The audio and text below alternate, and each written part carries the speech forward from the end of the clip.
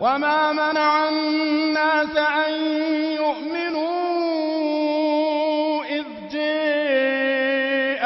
الهدى قالوا لن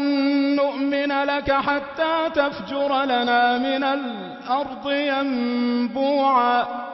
أو تكون لك جنة من نخيل وعنب فتفجر الأنهار خلالها تفجيرا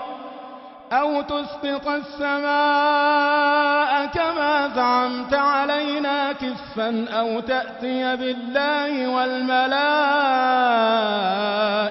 قبيلا أو يكون لك بيت من زخرف أو ترقي في السماء ولن نؤمن لرقيك حتى تنزل علينا كتابا نقرأه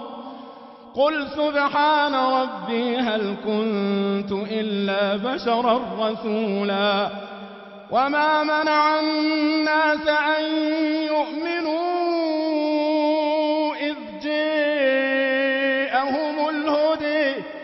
إذ جاءهم الهدى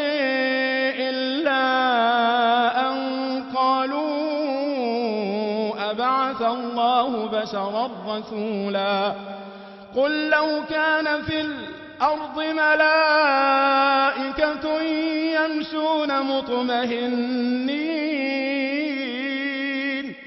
يمشون مطمئنين لنزلنا عليهم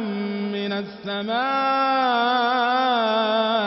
ملكا رسولا